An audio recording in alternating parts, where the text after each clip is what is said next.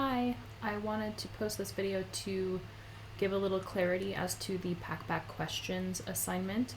So on the right, you will see the window here that is the course, and you can hopefully see this menu along the left-hand side. One of the options there is Packback questions. When you click this link, it actually will always take you to the home page for Packback. That's the window you see here on the left. That's the curiosity feed.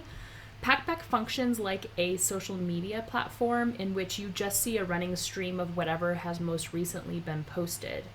So there aren't separate assignments for Packback week to week. It's just one long feed.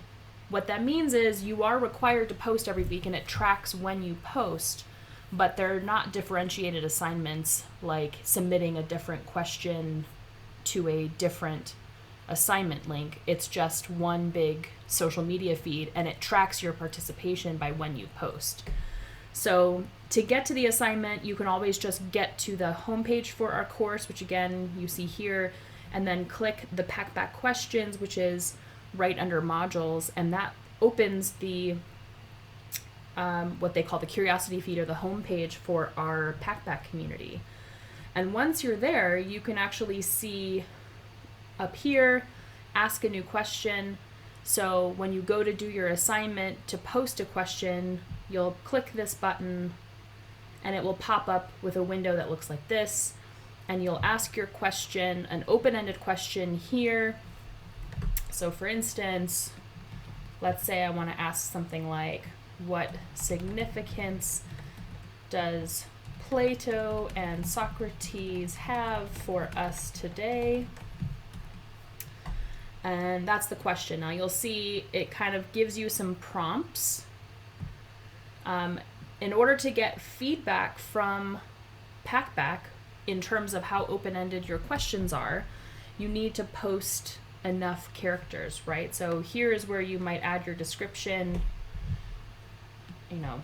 Plato and Socrates have been long dead, but we still read and write about them today, right? So I can go on and kind of explain in my description why I'm asking this question. I could even offer my own response to this question.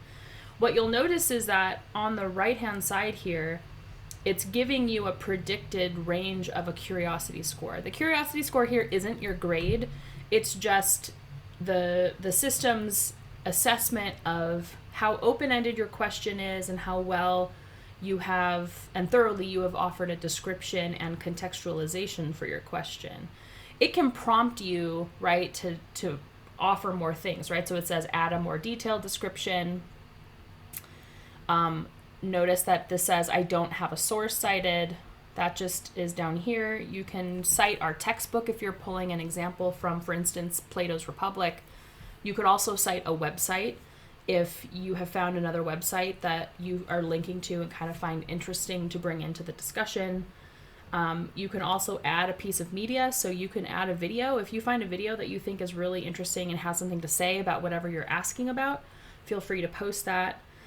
And it will check your grammar for you and things like that. So the instant feedback over here is to kind of help guide you toward a better question so that we can have a better discussion. In terms of what you can ask every week, the reason why this is called a curiosity score is because the assignment is meant for you to find what you think is interesting. So are you interested in Plato's concept of justice? Are you interested in, just something in the reading? I want you to work toward finding threads in the readings and the topics that we're doing from week to week that you want to ask about.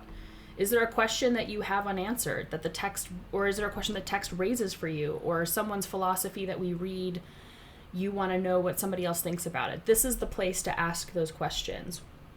And of course, you are required each week to post one question and then 2 responses to other people's questions. So to do that, again, you can scroll down and find a question that you find interesting and then you can click on it, and then it'll prompt you to add a response, and you can see what other people's responses are. If you see someone's response that you actually agree with or disagree with and want to, give a counterpoint to or, supporting, you can say that in your post. You can also, if there's somebody's question that you find really interesting, you can actually click this little light bulb. Of course, this is telling me I can't spark my own post because this was my question, but I can do that on somebody else's. And so you can say, oh, this sparked my curiosity. So there are lots of different things you can do to kind of, play around and see what questions other people are asking and which ones you find interesting to answer, and post your own questions. So again, this is guided by what you find most interesting in the readings and the topics from week to week, not necessarily, what I find interesting. So I'm not asking you one question or telling you what to ask. I give you the topics and the readings from week to week, and you guide the discussion we're going to have about it.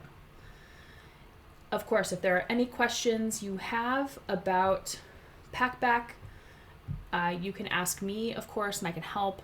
Come to office hours. I'm happy to help in that way, or via email or Canvas message. If you have a technical issue with Packback, like something doesn't seem to be working right from a technical aspect, I would contact Packback, since I don't actually have control over the technology other than linking it to our Canvas classroom. But I can also put you in contact with someone that way too. All right. Happy questioning.